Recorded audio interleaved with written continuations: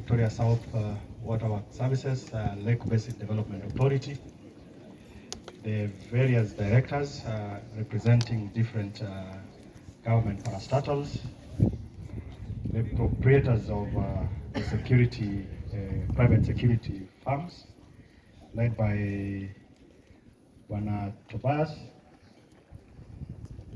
the entire national government administration infrastructure, the regional security team, the county security team, members of public, and our distinguished guests today, who are the security officers.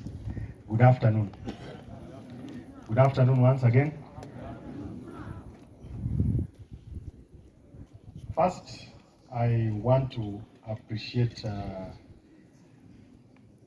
leadership of the Private Security Regulatory Authority, led by Bwana Fazul, and the players in the private security sector.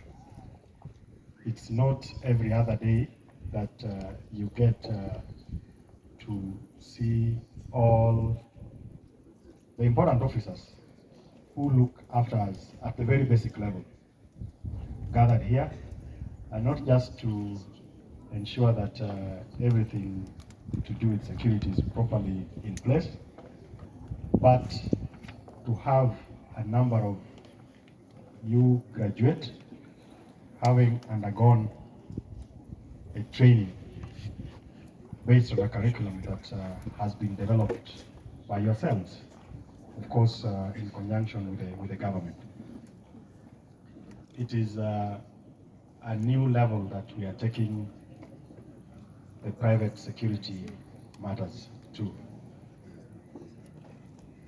And the other thing is to just appreciate the fact that we are all here to witness this important occasion. It's another huge step forward in our reform agenda for the private security sector, which remains a critical cog in the larger national security framework. As you are all aware, this journey took a significant turn a few weeks ago when we launched a standardized training curriculum for our private security guards. The enhancement of regulations and standards within this sector not only ensures the safety and well-being of our citizens, but also contributes significantly to the overall stability and resilience of our nation. Today, we are making another statement on the accountability front by introducing the mandatory registration of private security guards. And I want us to mark that mandatory registration of private security guards. This essential step will not only foster a higher level of professionalism within the industry, but also provide a structured framework for monitoring and regulating their activities while on duty. And we all witnessed, as you swore, the oath that was read to you by the leadership of the ACK Church. Ladies and gentlemen, we recognize that private security guards can be cogent partners for maintenance of law and order. That is why we have come out strongly to prescribe this move to better track, evaluate, and elevate the quality of their services within our communities. We have initiated the process of issuing security force numbers to private security officers who have successfully completed training in accordance with the private security training curriculum. This number serves as a distinctive identifier designed to streamline the recognition of private security officers by the general public, and also to facilitate the government's ability to monitor and manage licensed private security personnel effectively. So that going forward, even for the public, it becomes very clear to identify who a private security guard is, just like we do with our police officers.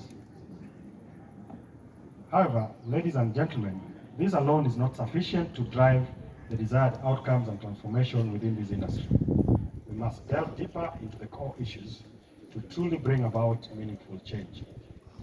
Yet again, this is why we are keen on ensuring an appropriate training environment that will guarantee that our private security officers receive the necessary skills, knowledge, and ethical understanding required to navigate even the most complex situations.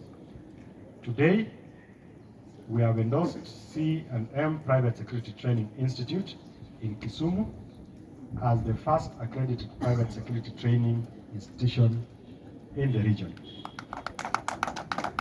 It not only meets the growing demand for well-trained professionals, but also raises the bar by ensuring that the highest level of professionalism, competence, and integrity in the private security sector.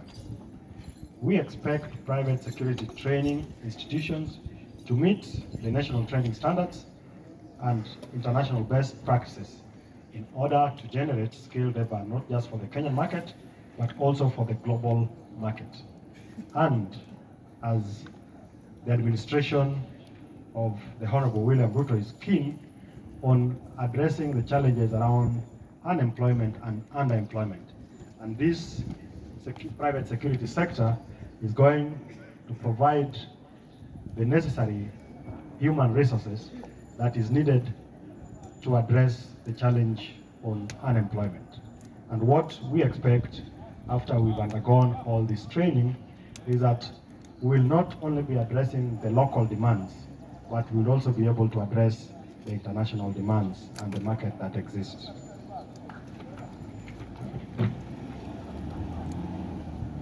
On behalf of the government, I want to appeal to local and international partners to join us so that we actively engage in this initiative and contribute towards its success. We invite willing investors to come on board through the establishment of modern training facilities which can help us truly fortify the foundation of our private security sector and bolster its capabilities. Ladies and gentlemen, we have already seen the potential that lies in this sector.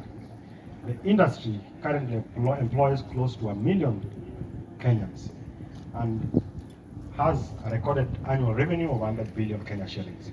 And this just highlights how critical a driver the sector is for our economy in terms of job creation and also contribution to the GDP growth.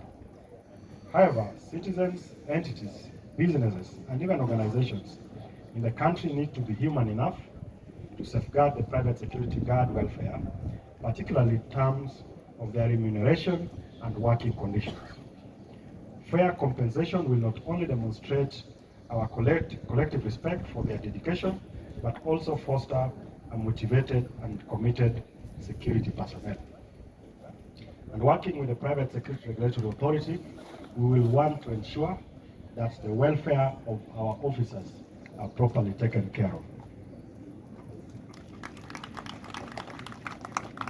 As I come to the end of my remarks, let me commend the Private Security Regulatory Authority for recognizing the value of reaching out to the grassroots to create a stronger and safer society.